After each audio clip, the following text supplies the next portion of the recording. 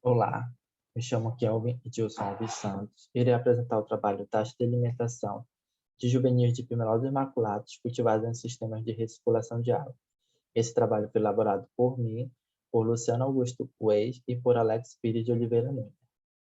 Bom, o manejo ideal para o Pimelose Imaculados, ele se torna fundamental para o desenvolvimento dessa espécie na piscicultura, já que fornecer uma quantidade adequada de ração durante o cultivo é importante para uma produção sustentável, já que uma taxa elevada de alimentação resulta em sobrecarga do estômago e intestino dos peixes, diminuindo a digestão e a absorção dos nutrientes da ração e, assim, ocasionando os prejuízos para os parâmetros de qualidade de água e custos de produção. Entretanto, um fornecimento inadequado de alimento acaba reduzindo o crescimento e a eficiência do sistema imunológico do animal, ocasionando uma suscetibilidade a patógenos e doenças. O uso de um manejo alimentar correto, seja ele sendo a partir de alimentos de alimentação restrita, que seria a partir da porcentagem do peso corporal dos peixes, ou até a saciedade aparente, influenciará em uma boa taxa de conversão alimentar. Com isso, as técnicas de produção elas devem ser bem planejadas para determinar uma ótima taxa de suprimento de ração a ser ofertada para P-maculados. Portanto, o presente estudo teve como objetivo determinar a taxa de alimentação ideal para o crescimento de juvenis de Pimelose maculados, criados em sistemas de recirculação de água, com base nos parâmetros zootécnicos de crescimento. O experimento ele foi conduzido durante 30 dias em caixas experimentais retangulares, com volume útil de 120 litros, em um sistema de recirculação de água. O experimento ele ocorreu em delineamento experimental ao acaso, com 5 tratamentos e 4 repetições.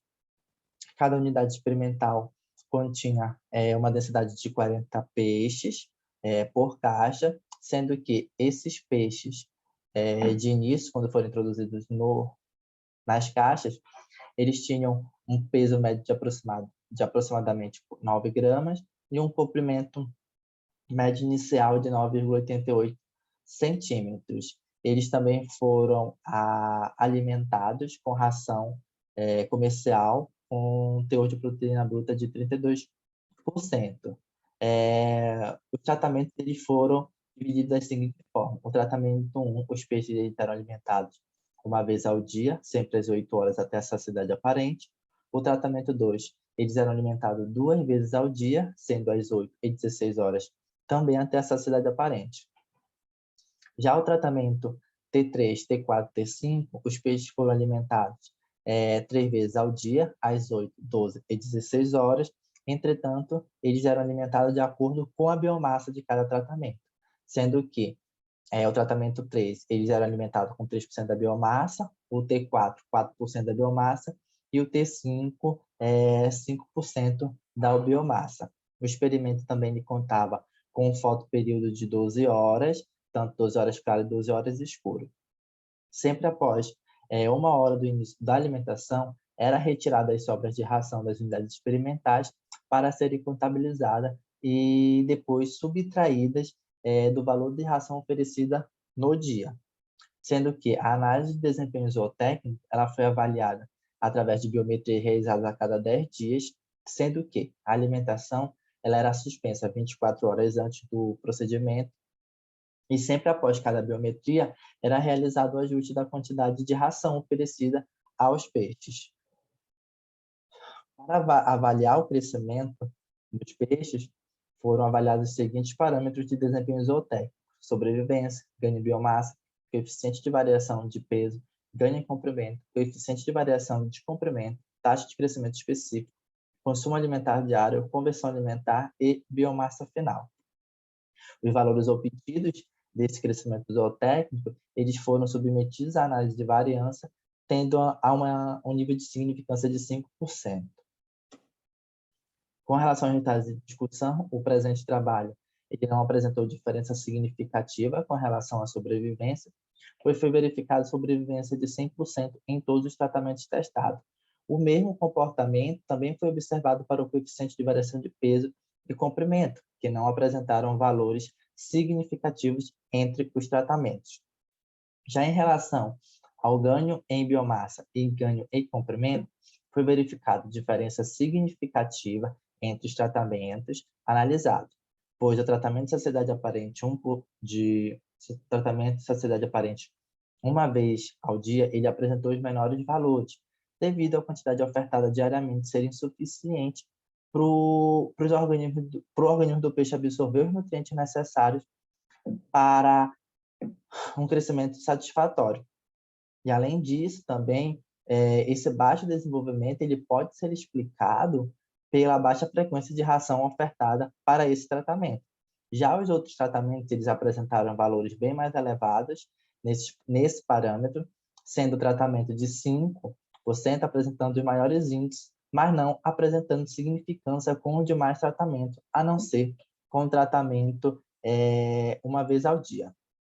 Já em relação ao consumo alimentar diário, apresentou diferença significativa entre os tratamentos, sendo o tratamento biomassa 5%, apresentando maior consumo de ração, 3,39 gramas, em relação aos demais tratamentos, né?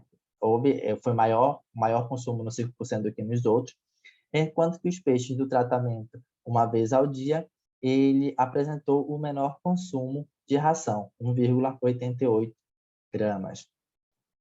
Só que, além disso, também foi verificado que os tratamentos de biomassa 3, 4 e 5%, eles não consumiram a quantidade total oferecida para estes tratamentos. Nota-se que todos ficaram próximos dos 3% de consumo de ração diariamente, né? Sendo também a conversão alimentar, ela não apresentou diferença significativa entre os tratamentos, porém, o tratamento de 3% da biomassa, ele apresentou o menor valor de conversão alimentar entre todos os tratamentos. Porém, não apresentou essa diferença, mas apresentou numericamente um valor mais baixo. E a busca já que a gente sempre está procurando uma busca por uma conversão alimentar mais baixa, é indispensável que quanto mais baixa em conversão alimentar, melhor para o desenvolvimento de uma piscicultura, já que um dos maiores custos de produção está relacionado às despesas com ração. E a biomassa final também ela apresentou diferença significativa entre os tratamentos, mostrando que a alimentação no tratamento uma vez, ele não apresentou esses bons resultados de biomassa final em comparação aos outros tratamentos. Levando em consideração tudo que foi verificado com relação aos valores obtidos, o tratamento 3, de biomassa 3%, foi o tratamento que apresentou os melhores valores em comparação aos outros tratamentos. E também por ter apresentado a melhor conversão alimentar. Com isso, este estudo ele acabou mostrando que as diferentes taxas de alimentação afetaram significativamente os parâmetros de ganho em biomassa, ganho em comprimento, taxa de crescimento específico, consumo alimentar diário e biomassa final, e também a melhor taxa alimentar avaliada de acordo com os melhores resultados obtidos foi a taxa de 3% da biomassa, já que apresentou ótimos valores de crescimento e também a menor conversão alimentar. E com isso, obrigado.